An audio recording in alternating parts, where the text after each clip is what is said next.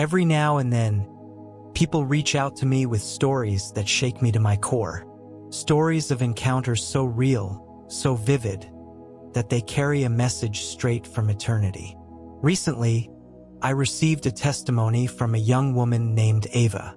She told me about an experience she had, an encounter that began as a dream, but was more real than life itself. In her own words, Ava describes what she saw during what felt like the moment of the rapture. She was shown the chains that keep so many of us from entering heaven, and the message she received will challenge every one of us to look deep into our hearts. Today, I want to share Ava's story with you. Listen closely, because the truth in her experience may change the way you see your own walk with God. But before we continue, please let me know where you're listening from. It would be nice to feel closer, even if we're physically apart. Also, don't forget to like. It will help this video to reach so many people who need to listen to this testimony, and leave a comment. Share your thoughts about this near-death experience testimony. Let's have a fair and open discussion so we can learn from each other here on this channel, and don't forget to subscribe for more of this content coming your way. Enjoy listening. My name is Ava, and I'm 25 years old. I thought I had it all figured out, you know? I went to church every now and then, said my prayers before meals, even volunteered at the food bank twice a month. I was what most people would call a good Christian woman. But sometimes God has a way of showing you that what you think is good enough isn't really good enough at all. It started with a dream, but calling it just a dream feels wrong somehow, because it was more real than most of my waking hours. More real than sitting in my corner office counting profits. More real than the expensive dinners I couldn't really afford but bought anyway to impress people I didn't even like. I was standing in what felt like my bedroom, but everything was different. The air itself seemed to shimmer with this golden light, and I could hear this sound. This incredible, powerful trumpet that seemed to come from everywhere and nowhere at once. It wasn't loud in a harsh way, but it filled every part of me, resonating in my bones, in my soul. And then I felt it, this incredible lightness, like gravity had just decided to let me go. I was rising, actually floating upward toward my ceiling, but the ceiling wasn't there anymore. Instead, there was this vast expanse of the most beautiful sky I'd ever seen. Colors I don't even have names for swirled together, and I felt this overwhelming sense of joy and peace washing over me. For a moment, I thought, this is it. This is what I've been waiting for my whole life. But then something yanked me back down. Hard. I looked down at my feet and nearly screamed. There were chains around my ankles, thick, glowing chains that seemed to be made of some kind of dark gold. They were beautiful in a twisted way, but they were heavy, so incredibly heavy, and they were connected to something below, something that was keeping me from rising any higher. The strangest part was that I could see words etched into each chain link. As I twisted my foot to get a better look, I could make out the letters, GREED on one chain, LUST on another. My heart started pounding as I read more. UNFORGIVNESS stretched across several links, and PRIDE was emblazoned on the thickest chain of all. I wasn't alone up there. All around me, other people were floating at different heights, and every single one of them had chains too. Some people were fighting against their chains, pulling and straining, their faces red with effort. But here's the thing that broke my heart. Even as they struggled, I could see them clutching at their chains with their hands, like they were trying to break free and hold on at the same time. There was this woman near me, maybe in her 40s, with beautiful jewelry that glinted even in that ethereal light. She was pulling against a chain labeled materialism, but with her free hand, she was counting money that seemed to materialize in her palm. Every time she'd almost break free, she'd stop to count again, and the chain would grow heavier. A man not far from us was wrestling with chains marked anger and bitterness. He'd get some slack, start rising higher, Then I'd hear him muttering under his breath about all the people who had wronged him. The more he talked, the tighter those chains got.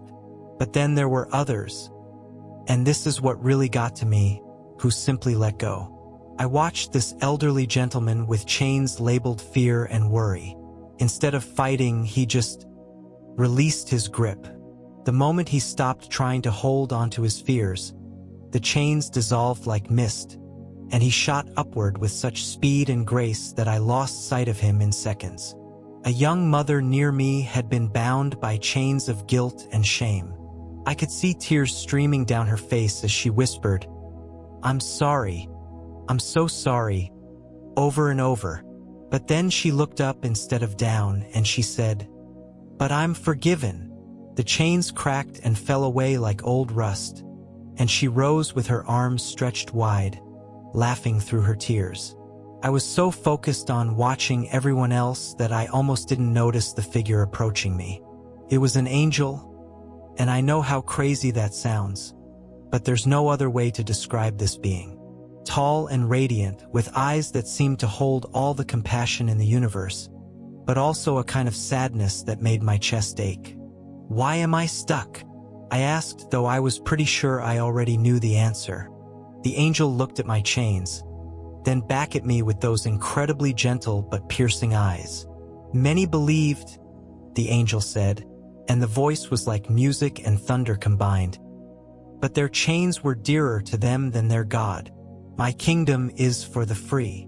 "But I believe," I protested. "I've always believed." "Do you?" the angel asked, and suddenly I could see myself clearly for the first time in years. I saw myself sitting in my office, calculating how much profit I could squeeze from the next quarter, even if it meant laying off people who couldn't afford to lose their jobs. I saw myself at church, singing worship songs while mentally planning how to network with the wealthy family in the front row. I saw myself refusing to forgive my sister for a mistake she'd made 5 years ago, nurturing that grudge like it was a precious pet. I saw myself buying things I didn't need to fill a hole in my heart that only God was supposed to fill. I saw myself looking down on people who struggled more than I did, feeling superior because I had my life together. I saw myself reading my Bible and checking it off like a task on my to-do list instead of actually letting the words change me. I thought I was doing everything right," I whispered. The angel's expression grew even more compassionate. "You believed in your mind, child. But belief that doesn't transform the heart is not the belief that sets souls free." I looked down at my chains again, and suddenly I could feel the weight of each one. The greed chain was connected to my bank account, my investment portfolio, my constant worry about having enough money. The lust chain was linked to all the impure thoughts I entertained, the inappropriate relationships I'd flirted with, the way I used my attractiveness to manipulate people. The unforgiveness chain was the heaviest of all.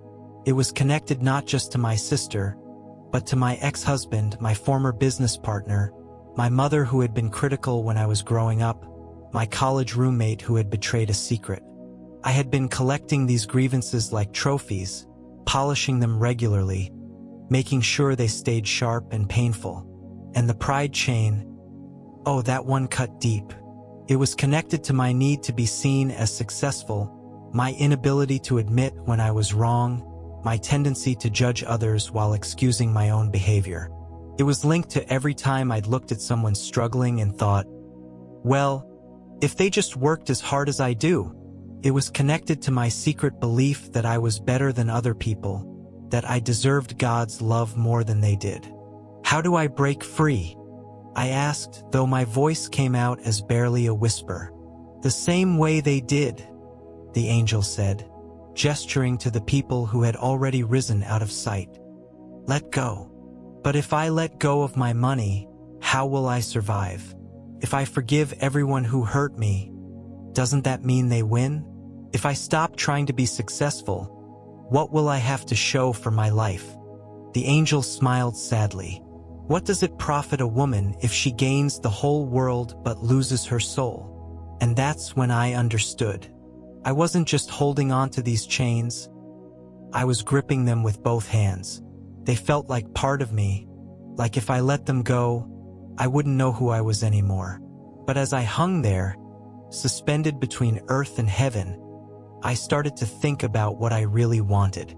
Did I want to impress people who didn't really care about me? Did I want to hoard money that I couldn't take with me anyway? Did I want to carry around all this anger and resentment that was poisoning my own heart? Or did I want to be free? I thought about Jesus, how he gave up everything, literally everything, to save people like me. People who were so busy holding onto their chains that they couldn't even see how much he loved them. I thought about my grandmother who had died 3 years earlier. She'd lived in a tiny apartment and barely had 2 nickels to rub together. But she was the most joyful person I'd ever known. She forgave everyone, gave away everything she could, and never seemed to worry about anything. I used to think she was naive, but maybe she understood something I didn't. Slowly, I started to loosen my grip on the first chain, the greed one. As soon as I let go, I felt this incredible rush of freedom. The chain didn't disappear immediately, but it got lighter. I thought about all the people I could help with my resources instead of hoarding them for myself. I thought about how I could use my business skills to create jobs instead of eliminate them. Next was the lust chain. That one was harder because I'd gotten so used to the fantasies, the emotional affairs, the way I used physical attraction as a weapon. But as I released it, I felt this incredible peace wash over me. I remembered what it felt like to see people as whole human beings instead of objects to be used or obstacles to be overcome. The unforgiveness chain was the hardest. My hands were shaking as I started to let go of it. All those people who had hurt me, I had to actually choose to forgive them. Not because they deserved it, but because I deserved to be free from the poison I'd been carrying around. I started with my sister. "I forgive you, Sarah," I whispered. A link cracked. "I forgive you, Mark." Another crack. One by one, I went through every person who had ever wounded me, and with each forgiveness, the chain grew lighter. Finally, there was the pride chain. This one felt like it was attached to my very identity. Who would I be if I wasn't the successful, put-together woman who had everything figured out? What if I was just human? Just someone who needed grace as much as anyone else? But as I let go of that final chain, something incredible happened. Instead of feeling like I was losing myself, I felt like I was finding myself for the first time. The real me, not the version I'd constructed to impress other people, but the person God had created me to be. All the chains dissolved at once, and I shot upward with a speed that should have been terrifying but felt like coming home. The higher I rose, the clearer everything became. I could see the earth below, but also the vast expanse of eternity above. I could hear music, not just the trumpet, but voices singing in perfect harmony, and I realized I was part of that song now. Then I woke up. I was back in my regular bedroom, in my regular bed, but everything was different. I was different. The dream, or vision, or whatever it was, had been so real that I could still feel the echo of those chains around my ankles. I got up and walked to my mirror. I looked the same on the outside, but something in my eyes had changed. There was a freedom there that I'd never seen before, but also a responsibility that felt both heavy and light at the same time. That was 6 months ago, and I can honestly say it was the day my real life began. The first thing I did was call Sarah. I hadn't spoken to my sister in 2 years because of a stupid argument about money. When she answered the phone, I just started crying and told her I was sorry. We talked for 3 hours that night, and we've been rebuilding our relationship ever since.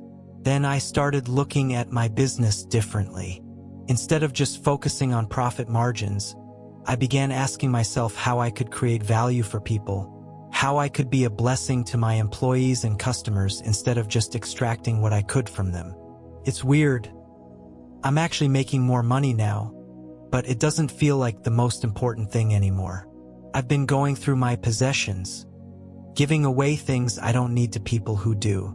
Not because I have to, but because it brings me genuine joy to see how a warm coat or a good piece of furniture can change someone's day. The hardest part has been learning to forgive myself. It's one thing to let go of resentment toward other people, but admitting that I'd been living such a shallow, selfish life for so long, that took some serious grace. But here's what I want you to understand. This isn't a story about how perfect I am now, because I'm not. I still catch myself slipping back into old patterns sometimes.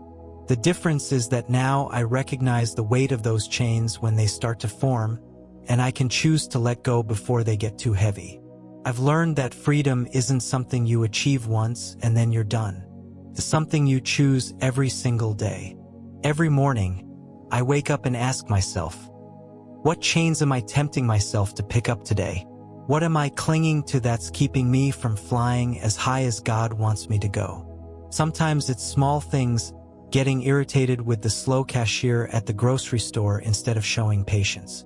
Sometimes it's bigger things, feeling proud about my spiritual growth instead of staying humble and grateful. But the beautiful thing is that every time I recognize a chain forming and choose to release it, I get a little taste of that incredible freedom I felt in the dream. It's like being able to breathe deeper, see clearer, love better. I want to tell you something, and I hope you'll really hear this. Whatever chains you might be carrying around, whether it's unforgiveness, fear, pride, materialism, addiction, shame, bitterness, or anything else, they're not as strong as you think they are. They feel permanent because you've been holding on to them for so long. But they're not. God wants you to be free, not just free in some distant heaven someday, but free right now, today, in this life. Free to love without conditions, free to give without fear, free to forgive without keeping score, free to hope without guarantee, free to be exactly who He created you to be. The angel was right, God's kingdom is for the free. But freedom isn't something that happens to you. It's something you choose. Every single day, sometimes every single moment, you get to decide. Am I going to hold on to these chains because they feel familiar, or am I going to let go and discover what it means to really fly? Trust me on this one. Letting go is scary, but staying chained is scarier. Don't let fear of the unknown keep you from experiencing the extraordinary life that's waiting for you on the other side of surrender. You were made to soar. The only question is, are you ready to let go? Thank you for listening. Ava's story is a reminder that the chains we hold onto, pride, unforgiveness, greed, fear, are often the very things keeping us from the freedom God wants for us. The truth is, Jesus already paid the price to set us free, but we have to make the choice to let go. So I want to ask you, what chains are you still holding on to? Take a moment to pray and surrender them to God, because as the angel said, His kingdom is for the free. If this testimony touched you, share it with someone who needs to hear it. And if you'd like to hear more real-life encounters like Ava's, don't forget to subscribe and stay connected. Together, let's keep preparing our hearts for the day when the trumpet will sound.